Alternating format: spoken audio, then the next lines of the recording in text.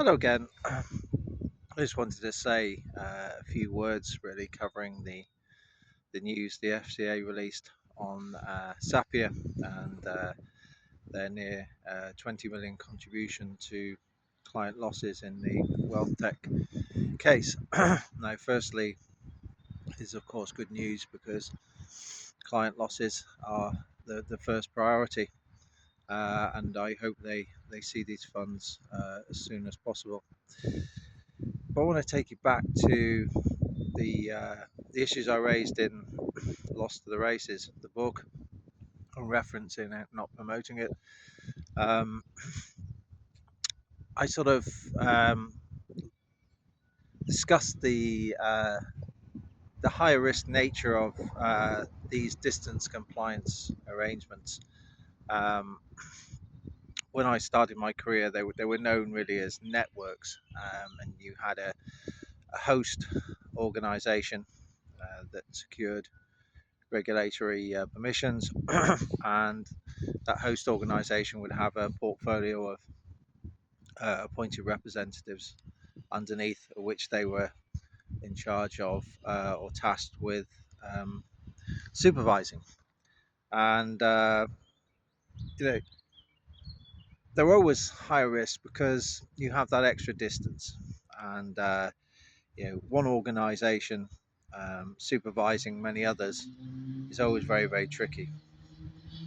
And I think that's finally sort of come home to the FCA in recent times, in the work they looked at doing with Raymond James and so on. But there's a few things I'll bring to your attention in the FCA's notice or the update on their site. They refer to Wealth Tech back in 2013 and establishing this relationship with Sapia and then going on to being a appointed representative. Now, Wealth Tech didn't exist in 2013. It was actually Burton Asset Management, and Wealth Tech really only came in play around in the run up to 2020 when the new organisation applied for regulatory permissions directly itself, having uh, agreed with Sapia, excuse me, that they would leave their supervision, and the circumstances of that departure always remain a little bit of a mystery. Maybe we'll find out more in due course.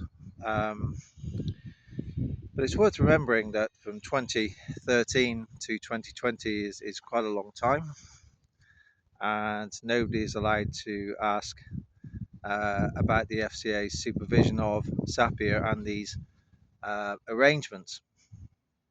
Um, you know, Nobody's allowed to bring that up because it's very important. Because really, if there's any accountability, politicians and even Parliament itself would bring them in and say, well, that something like this could continue for such a period of time. And I reference in the book the three stages of um, of the business when it started life with Raymond James, and it folded into an arrangement with Sapia, and then the direct authorization under WealthTech. So that's a long period of time, and if there's any accountability, you would expect um, somebody to call them in and say, well, how can you reassure us that something like this could never happen again, where effectively a business can authorize, have a system in play where the same person or persons who are authorizing transfers out of client accounts is the same kind of persons that are reconciling these transfers. But of course, we'll be met with the time-honoured term of prejudice, and this term prejudice and its abuse is something that's very, very serious. I mean, you see it, and I've made this point on the videos, and it's quite timely that I have this discussion now. I showed you how it's bent and twisted in terms of the events, tragic events in Southport, and those who were involved in making social media posts and agitating thereafter. I'm not condoning that, but how Starmer was willing to stand up and almost order the courts to fulfill his expectations before any of these people had seen a courtroom. And yet today, it appears that there are three Ukrainian um, heritage people, fairly young males, um, thought to be male models. I won't take it further like other people have. That are appearing in court on allegations that they firebombed property associated with Keir Starmer, and yet nobody's even covering it, and nobody's even been able to ask Starmer whether he was acquainted with any of the three in any capacity. So you can see how prejudice is used as a tool of obfuscation and to suppress free speech. And it's very serious. People will never get their liberty, never get free speech whilst it's misused in the way it is. And you'll always get this obfuscation which prevents any form of accountability.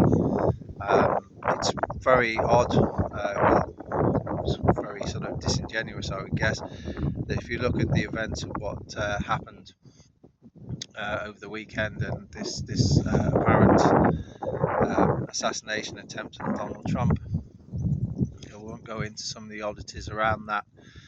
It's beyond the scope of this video, but Starmer sort of leapt forward and said, this is an assault. We must stand against an assault on freedom of press and free speech and so on and so forth. And it's extraordinary. Now, of course, I'm very glad that Donald Trump was unharmed and other people were unharmed. That goes without saying. But you can see how the narrative is twisted by very, very disingenuous politicians like Keir Starmer. Now, also on my own situation, which is I've covered quite a lot on the videos with the police state terror that I suffered myself and my wife, where we had devices taken away, and on the back of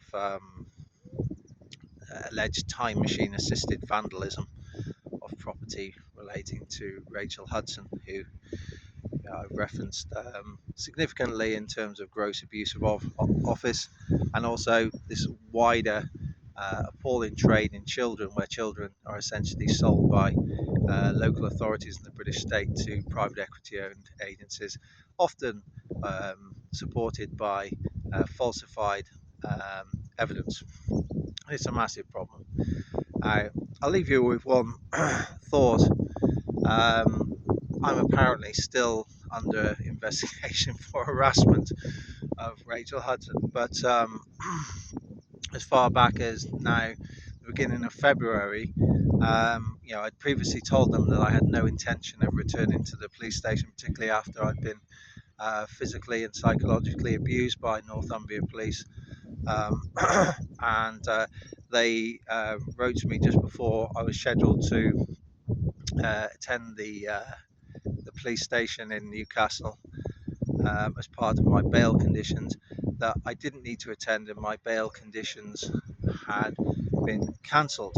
Now let's think about that for a while, because if you're under investigation for harassment, now part of the conditions they put in place, they were faux conditions, of course, that I couldn't approach Rachel Hudson, I couldn't approach members of the judiciary in Newcastle and so on and so forth. But from that point, and even today, if I wish to, I've been completely at liberty to approach those individuals. Now, I have no intention of doing so. They know I had no intention of doing so, and never have. The research is very different than that. But if you're suspected of harassment, why would you remove conditions like that? Because harassment would include approaching them. So it shows how the whole thing is bogus. They wanted our devices. I've explained to you across the two channels and the videos why they want the devices, because they're worried about research that we've generated. They want to see what it is, and they won't see it, of course, until we're ready. Not at any great substantive level anyway. Um, and across the coordinated coercion from the FCA, Tyneside Council, Rachel Hudson, and so on and so forth. I would also remind you that from the point of my wife trying to provide a letter to our daughter reminding her of her Polish heritage and reminding her as a Polish citizen she has rights of access to the Polish consulate in Manchester. From that point, they've imposed maximum censorship on us. They've reduced meetings. They've threatened to cancel meetings, and they have subjected us to and our daughter to humiliation of censorship. Can't exchange presents without going through a social worker, Deirdre Ryan. Deirdre Ryan, of course, has given undertakings that they will write to us and explain why suddenly in December 2021 she lost all interest in her Polish heritage. Of course, we know why that is. They have to emotionally sterilise the child, destroy the link between the parents and the child to manufacture them into a financial asset. We know all that, but it's worth considering. Poland is an ally, allegedly. UK is allegedly an ally of Poland as well, and that's how they treat a Polish citizen to support a deplorable trade in children. It's the same pattern you will see in rape gangs, and you see every day the disgrace of social services, in terms of opening up children to abuse instead of trying to reconcile them with their families. Hope that's okay. Take care. Bye.